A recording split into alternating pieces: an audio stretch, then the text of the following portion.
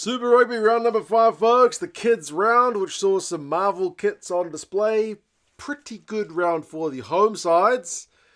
Barring the Landers, who couldn't get it done despite, I feel like, a fair few chances against the Canes, but she was a pretty close run thing.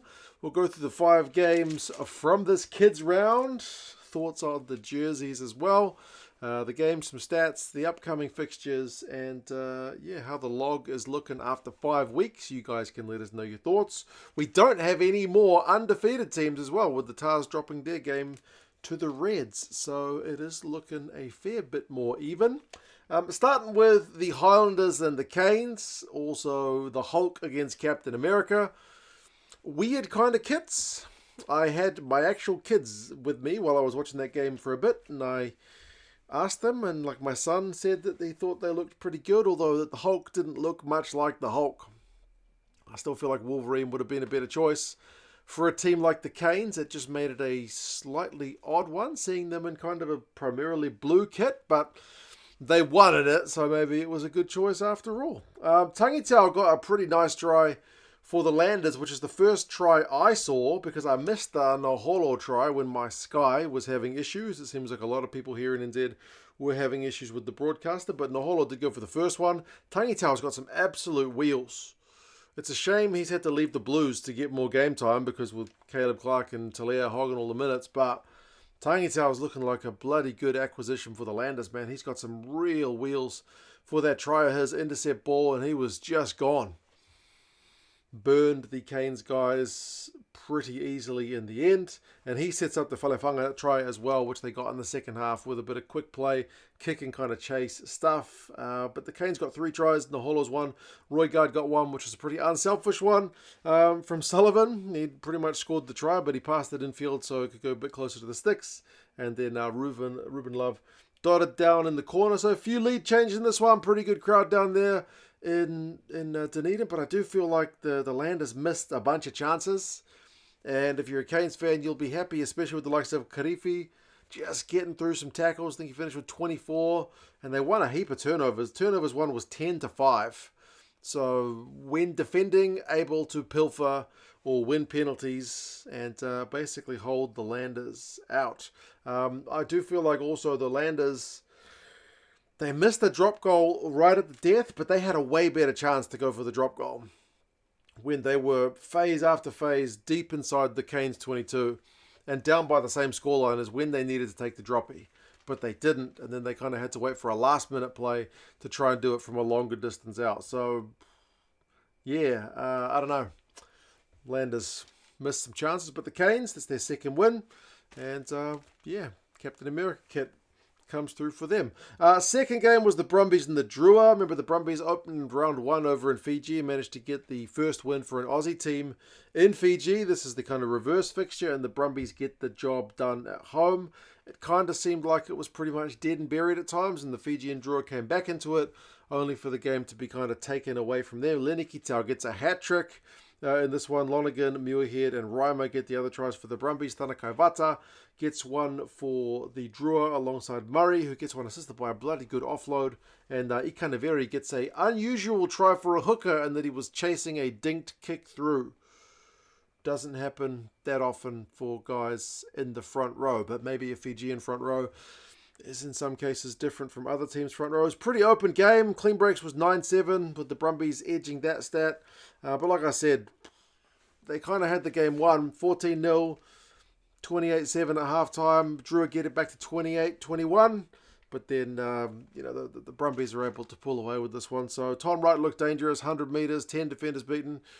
Looking pretty sharp ahead of some Lions Tour action for the Brumbies. But, yeah, once again, a few missed tackles from the Drua guys, 28 of them in this game. Not the only team to miss a few tackles this week, but yeah, there seems to be a direct connection between missing tackles and losing games, at least for the Drua. Other teams can get away with it, but it just seems to be a thing. The first of the Saturday games was the Crusaders home to the Force. Ends up being a bit of a hiding and some of the worst goal kicking you will ever see. If you want to see a game which just, not even close kicks. Just spraying them everywhere, but nowhere near the post. I mean, James O'Connor came on and looked all right. with some of his goal kicking, but some of the goal kicking was just awful. Just like really genuinely quite bad. Like you see it at club rugby sometimes. Macca Springer scored 5 tries for the Crusaders, which is insane. Severies got a hat-trick and Will Jordan got 1, set up a couple. So all the outside backs for the Crusaders kind of tells you the story of this game. Greeley Harris, Jeremy Williams, and Harry Potter got him for the Force. So the Force still scored some points, and the first half was close. The first half was genuinely kind of entertaining. Every time the Crusaders would score, and I would think, oh, the Force are about to collapse, they would come back into it. Like half-time, it was 20 points to 18. But second half, the Crusaders really, really ran wild. Speaking of missed tackles, like the Crusaders had 39 defenders beaten, which is way, way, way too many. You're not going to win many games like that. It was good to see Braden Ennor back. He seemed to be back fit, set up a try as well. Bit of a lucky bounce, but hey, you make your own luck. And it was Iron Man. The Crusaders, or Iron Man, that looked all right, I guess. I didn't get my kids to inspect that one. So, yeah, 55-33. Crusaders really put on a big old score in front of a decent crowd down there in Canterbury. Second of the Saturday games. I'm going to call this one the game of the week. If you haven't seen a Super Rugby game this weekend, you could do worse than watching the Chiefs game against the Blues down in Hamilton. Again, it's a resumption of kind of rivalries from round 1 when the Chiefs came up here to Auckland and got a good win. Blues had to go to the reverse down to Hamilton. Largely written off going into this one. I did a full match review of it after the game, but I thought the Blues looked all right. Like, we're still down out of the playoff spots, but I thought we looked okay. Given that the Chiefs are kind of all-conquering despite their loss over in Fiji. Like, the Chiefs were supposed to flog the Blues according to a lot of the predictions. So the fact that it's a one-pointer, and if not for a conversion which hit the post at the death, the Blues could have, well, snuck it. Tries through Rona, D-Mac, Vai, and Ratima for the Chiefs, guys. The Rona one is maybe the pick of the bunch with Sean Stevenson round the back to break the Blues D. It was a nice bit of play. Both teams scored tries from kind of bounce passes before the defensive lines could set. Lamb, Talea, Evans, and Renata, plus then Rico Ioane got the last one for the Blues. So the Blues outscored them with tries, but the goal kicking was not to be. And you got to wonder if the Blues could have maybe tried to go a bit more infield for that final try. They went for like the cross kick with advantage instead of trying to get closer to the sticks. But first job is score the try, second worry about the conversion, but might have been nice to go a bit closer to the sticks. Turnovers conceded for me is the brutal one because it was 16-10. Blues coughed up a bit too much ball. We had more run meters, more clean breaks, but if you cough up the pill, you're probably not going to win the game. So, yeah, proper arm wrestle between last year's finalists. Losing bonus point for the Blues. And, yeah, Reds in New South Wales. Reds in front of 20,000 fans managed to inflict New South Wales' first loss of the season. The Tars kind of bookend the game with tries. I didn't see this one. I only saw the highlights because I went to bed because I wanted to get up and watch the Six Nations. But yeah, Riley and Gleeson get the first and the last tries of the game for the Tars. But all the rest is the Reds in the middle. A yellow card to Callaway, I think it was, didn't help. Left some space in the backfield for the first of the Reds tries with Murray. Basically hacking it through. Nobody's home. That's a bit of a fail from the Tars, and they're practicing with 14 men on the field. Harry Wilson got one, Asiata got one, McCright got one. The hands for that one was pretty sweet, and McCright's a pretty nimble loose forward, so he was able to get through. And then Blythe got one, so 21-8 at halftime, and some nice goal kicking, 100% from the Reds, really striking them from the sideline, and yeah, certainly better than what we saw in that Crusaders and Force game for sure. Liner really hitting them pretty well. Moana Pacific are on the bye, but they will get back into action in round 6. Round 6 sees Moana Pacifica taking on the Chiefs.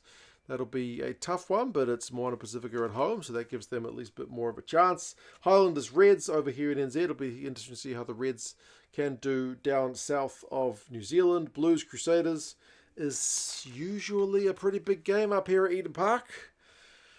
The Crusaders are in a little bit better form than the Blues right now, to put it mildly. They'll be looking at those tries that the Crusaders scored for sure, but the Blues scored some nice ones too, to be fair. Waratahs Brumbies, good Aussie arm wrestle. That one's the Waratahs at home, and then the Force against the Drua. Man, the Drua are doing a lot of travelling. I'd love to calculate all the miles, and then the Force and the Drua are kind of at the periphery in terms of the travel distances anyway, but I feel like the Drua are really doing some distances. The Hurricanes will be on the bye. The current standings of the playoff sides: Chiefs, Crusaders, and Reds are your top three sides. They'll be hosting your playoff matches. If they were to finish as it was now, 16, 14, and 14 points. Brumbies just there also on 14 points. Waratahs 13, and Highlanders 10. So 3 Kiwi teams, 3 Aussie teams thus far. Hurricanes and Force 7th and 8th, plus Blues, Drua, and Moana Pacifica 9, 10, and 11. We'll see how things go in the next round. You guys let us know your thoughts on the games. What was the game of the round for you if you watched them? How do you think my Blues are going to go up against the Crusaders next week? It is up here at Eden Park, so fingers crossed we can put in a shift. You guys take care. Subscribe if you haven't done so, and talk to you guys again soon. See you later.